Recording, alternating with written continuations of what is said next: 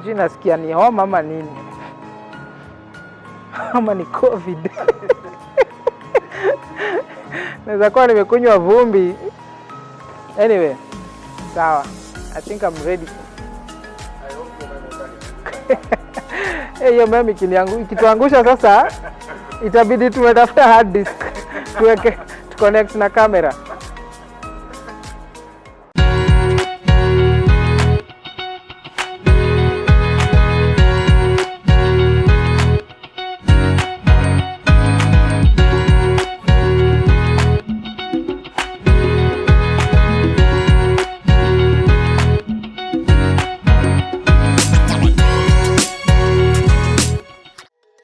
Hello guys, my name is Kevin Owino, my government names, but people also call me Keitan.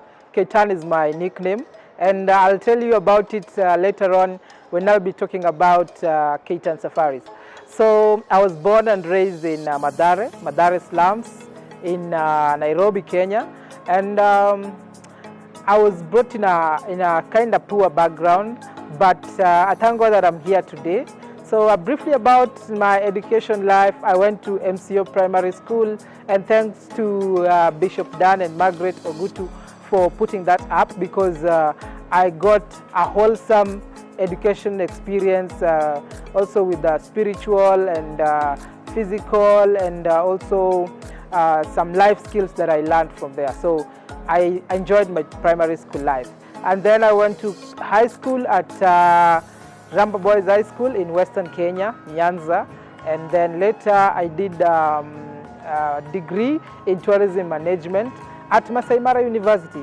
So that's where I am today. So I'll be telling you more about myself, and also to inspire you to do more, to become more, and yes. Currently the founder of Keitan Safaris. It's a company that started in 2016, and the brains or the aspirations behind it was started back in campus when I was organizing road trips and outings for people and my classmates and campus mates. We would go somewhere to a river, play some games, swim in the river, we call it Dufumpararo here in Kenya, and also eat some snacks and go back to school. So from there I learned a bit of management skills, how to manage people, how to organize an event, and I'm using a lot of those skills that I learned today in running Keitan Safaris. So later on I was an intern at National Museums of Kenya, and that is where I got the idea of starting my own company. Though after campus I got employed for 3 months, and then I decided to leave and start my own company, and here I am today. I am grateful that I was able to do this, because I am kind of independent than when I was employed. Right now I'm able to put my ideas on the forefront and implement them without any challenges or without opposition or without having to pass through some board of the company to approve them. Yeah, so that is how Keitan started shortly. And about the name Keitan is a name that started in campus. That name I was given by a friend. Her name is Faith, and she wanted to give me a name of Kalenjin and a Maasai. So I was called Ole Keitani. Ole Keitani, Ole for a Maasai, and Keitani is a Kalenjin name. So with time the name Ole Keitani shortened to only Keitani, and after some time the Y disappeared and it became Keitan. So why was I given this name? It's because I used to mimic. I used to talk like the Maasais and the Kalenjin. I used to mimic those voices and sounds. Like I would say, wewe misishana nakaa mzuri sana, wewe mzuri sana. Unajua hata nikikupeleka kwetu unaweza pata ng'ombe nyingi sana. And then I would later on talk like a Kalenjin. And you see, that's the connection of the name. So it's an African name representing the rich Kenyan tribes of Kalenjin and Maasai. Yes, so that's how the name came to be, Keitan. So if you didn't know, so today you know how the name came to be. Yes. So, Keitan Safaris, we do tours and travel. We take people for road trips, we take people for camping, we organize accommodation for people, overland truck parties, we do car hire services and all that. And our company is mostly people oriented, you know. We're not here, I would say my main motivation is not the money really, it's creating experiences, you know, because our trips are mostly very budget friendly as compared to other companies. So in our trips, we try and give you an experience that you will remember. And that's why our tagline is, we thrive in creating memories. So people who come to our trip, they come out with a memory, something they remember, and they would want to have more of such experiences. And that has given us a competitive advantage, and because we have a lot of repeat clients, and we try to give the best and quality services. Even though the trips are budget, but the quality is top-notch.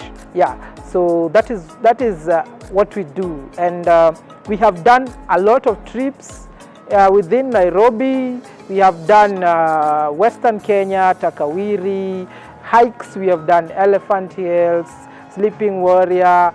I mean, they're just countless. And recently we started doing East Africa. We've done a lot of trips to Tanzania.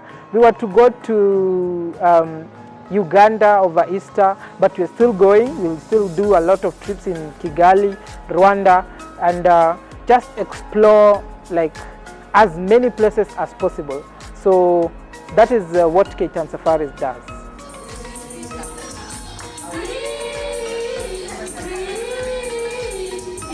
Starting up a company in Kenya, there's a notion that to start a company, you really need to have a lot of capital, a lot of money. And I'm here to say that is not the case, because I started the company just with a Facebook page. Yeah, it used to be called Economy Safaris, because I was thinking budget. That was my idea, to give guys a budget travel experience. So I called the company Economy Safaris. But when I was doing the name search, the name had been taken in the 1980s, I don't know by who. So I had to drop the name, and I picked Keitan Safaris because it was a nickname that many people knew, and many people could relate to because they knew me. And when you are taught business in campus or in high school, we are told the first contact or the first people to be your clients are supposed to be your friend, your family, or places where you can get in capital. You start from those who know you first before you go to others. Yeah. So most people around me, they knew me by that name. So I decided to stick by it. And there were some challenges, yes, because I was able to register the company. You can register your company at Huduma Center, and also at the online e-citizen platform. You can register a company. It's not as hard as people think. It's easy process, and it takes days or if at most weeks to register a company, depending on the type of company you're starting. So my main challenge was getting clients. The first trips we did, we had very few people turning up. 3 people turned up for the trip, but I had to come along with other 3 so that we look like we're a group. And of course I made a loss because I was not making any business from that. But we went to a waterfall, and the guys, they enjoyed a lot, and then they referred their friends. So every trip I did, those people who I took to a place, they brought back other people, and that is what has been keeping us going. We receive a lot of referrals from people whom we have served. So that was a challenge, getting clients, but with time I overcame that by providing quality services that would make someone to come back. and also to fulfill the promise. You know, if you're selling a hike and you promise guys there's going to be a waterfall, there's going to be food, the transport is going to be comfortable, there's going to be photography. If they attend and they don't get those, then they won't trust you. So they will not come back. But if they come and they get everything that you mentioned to them that will be there, then those guys will be satisfied and they will come back, you know. So that was a challenge. Another challenge was I was doing almost everything. I had a camera I was given by my brother, Boniface, and during the trips I used to take photos. I was the cameraman, I was the organizer. I mean, I was doing almost everything because I was just beginning. But with time, I got to grow slowly and got people on board, people like Brent Focus, who is interviewing me today, and Dennis and Levi, Solomon. We have worked with amazing people, and I must say they have played a big role in seeing Keitan Safaris grow. Hiyo design ukipenda ni Keitan, kazi yake alikongozea mabazenga kaki na sisi tukitaka kwenda kupiga mandirao. Yana make sure itinerary iko well taken care of, transport nini accommodation makeroma na pia activities. Unajua too much work without play, wanasemanga na making gunza dull boy. So nataka nikiwa out of town pia ninacheza kama mtoto mtu. Before I tell you about the challenges I'm facing right now, let me talk about money issue and people thinking that you need to have a lot of capital. So like I said, I started with a Facebook page. And through that I got to grow, and after every trip I saved some money. And also when I was in campus I used to save. I had a printer.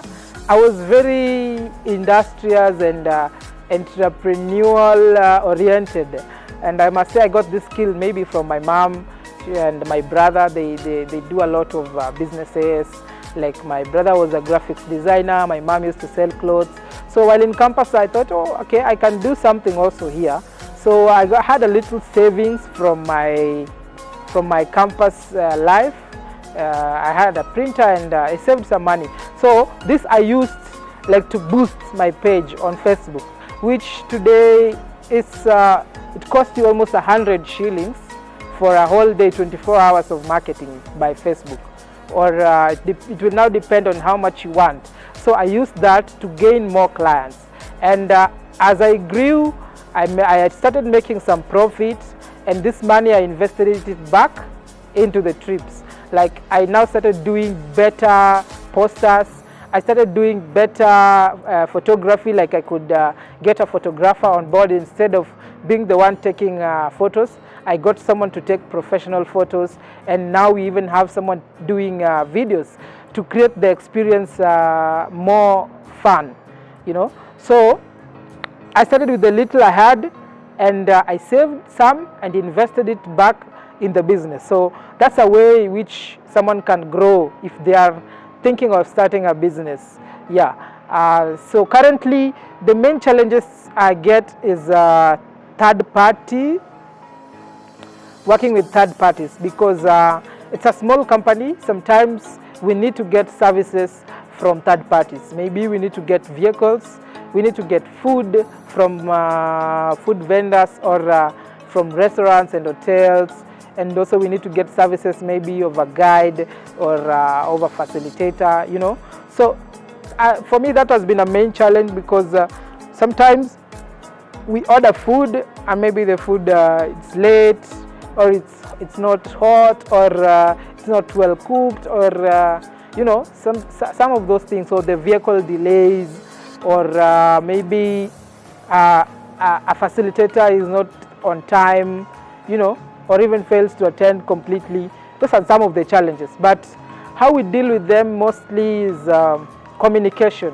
Communication has been my greatest tool that I've been using to counter the challenges, because our clients are also humans. They understand if something happens and we explain to them this happened because of A, B, C, D, they understand, and they take it positively, and they know that mostly maybe the error may not be intended. you know. Challenges like weather also, it's not our doing, so our clients understand. And also maybe when the road breaks and you're going to Masai Mara, you know, those are acts of God. So communication is a way through which we have been trying to counter some of the challenges that we get.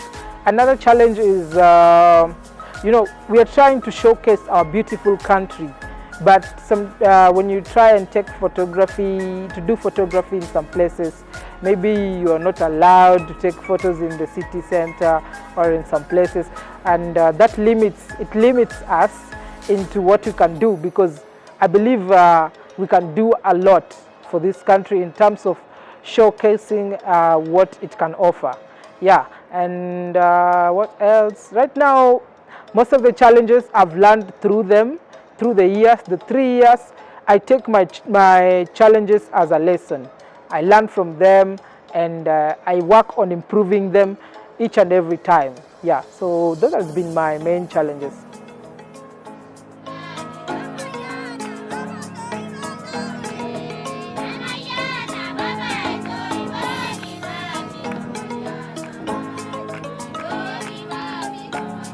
Pandemic, yes, coronavirus.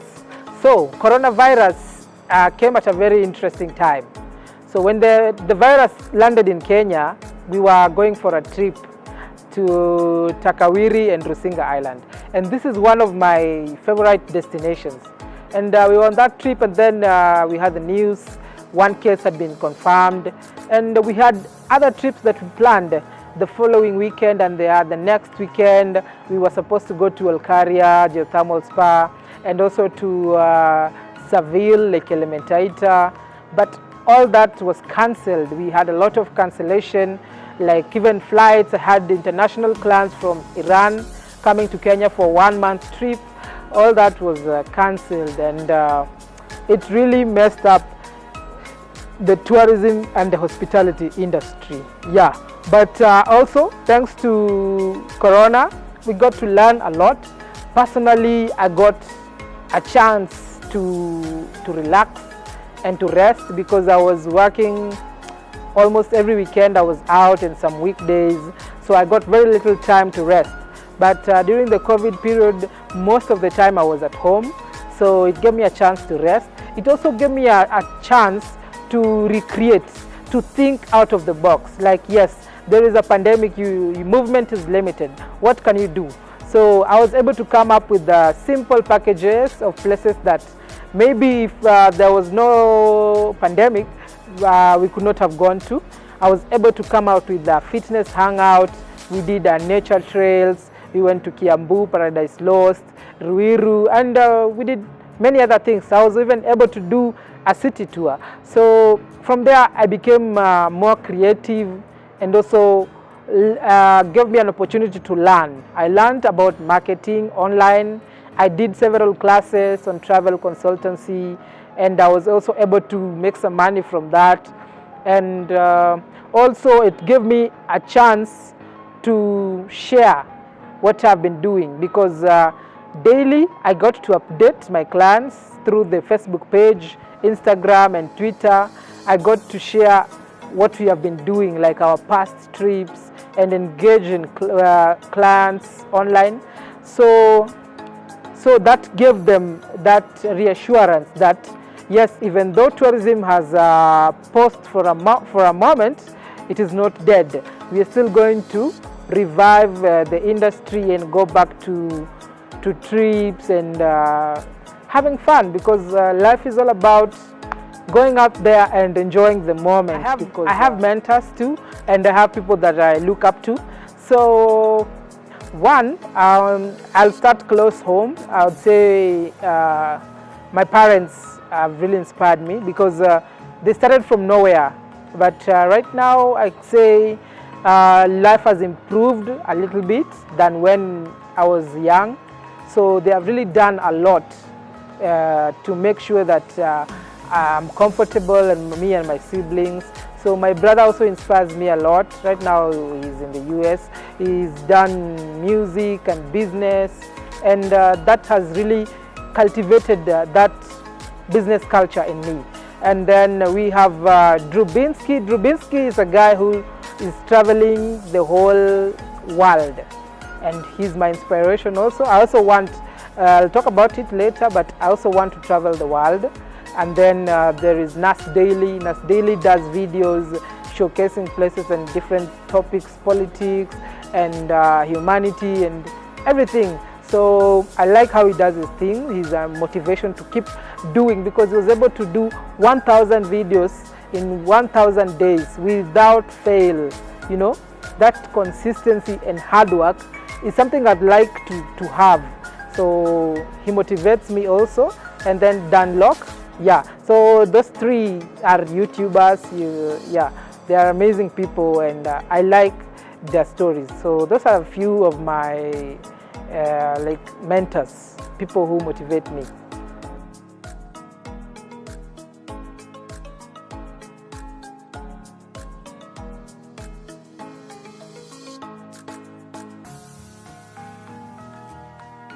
Hobbies, first is traveling, yes, and I love going out.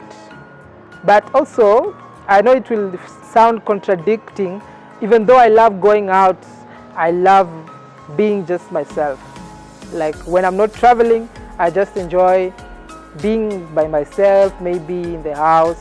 Listening to music is amongst my hobbies. Swimming, though the pandemic has made me not to do a lot of it. And also I love showcasing, like doing videos. Like right now I've become a YouTuber, so I want to do as many videos as possible, showcasing different places in Kenya and sharing experiences, motivating guys. And another hobby of mine, apart from listening to music, I would say learning from other experiences from people, mostly through YouTube. I enjoy learning those things people do, like, yeah. So those are my hobbies, like, to shorten it.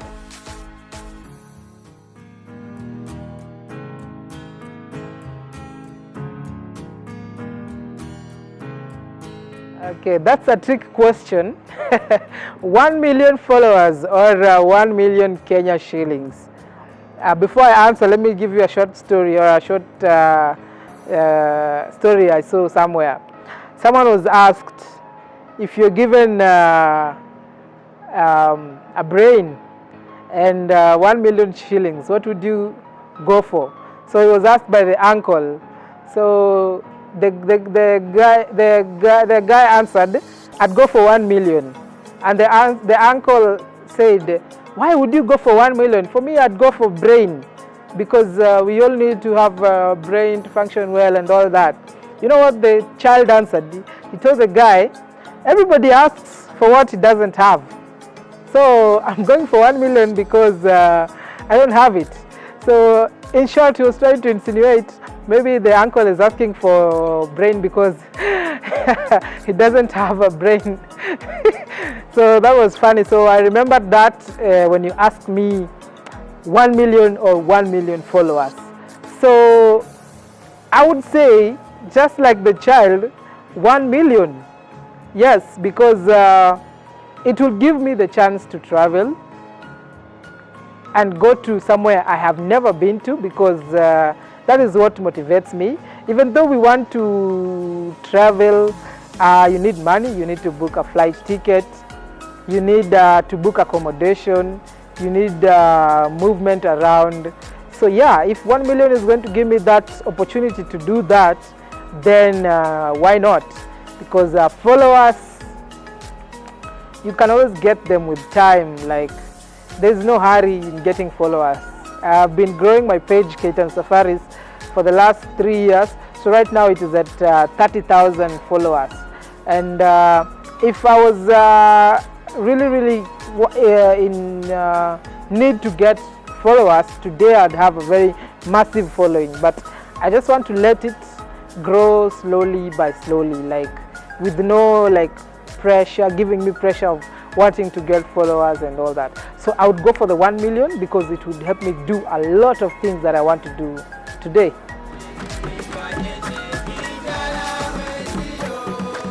My future plans and aspirations. Now, when I was growing up or when I was starting business, I wanted to build this huge tours and travel company to become like the biggest travel company in Kenya and all that. But of late, I've been thinking and I'm like, maybe that's not what I want. It sounds crazy, but what I really want is to explore the world, you know. Apart from just taking people to these places, I want to have that personal experience of exploring the world. You know, in our culture, we are brought up to believe that, okay, you work for very many years and then you retire when you are old, that you can't do anything. That should not be the case, you know. You should be able to work, let's say, 20 years, and when you're still young and you have the energy, you get to travel the whole world. That is my aspiration. I want to visit each and every country in this planet. And even if the moon will fall into that category, then going out of this world will also be one of my aspirations. I want to experience every part of this world. You know, we are in this continent. Yes, we'll do business and make money, but still traveling the whole world is like the ultimate goal, my ultimate goal in life. I will say I've visited all the countries in this world. I will be a satisfied person. I can sit down and relax and find somewhere where there's a beach and just, yeah, I would have done what I want to do. And something else, I want to showcase this. So at the end of the day, I want to have like a production company, leave alone just traveling and making money, but having like a production company that people showcase the places where they go to.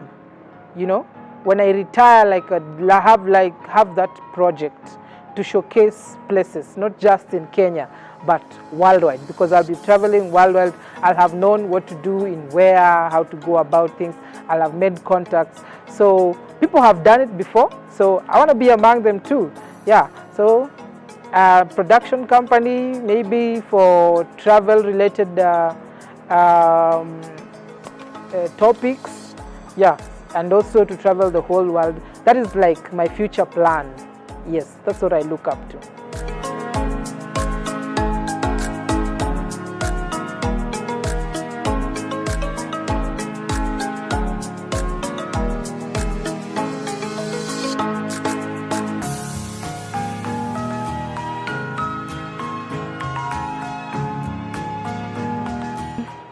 To anyone watching out there, this is my advice. Like, I just want to tell you one thing.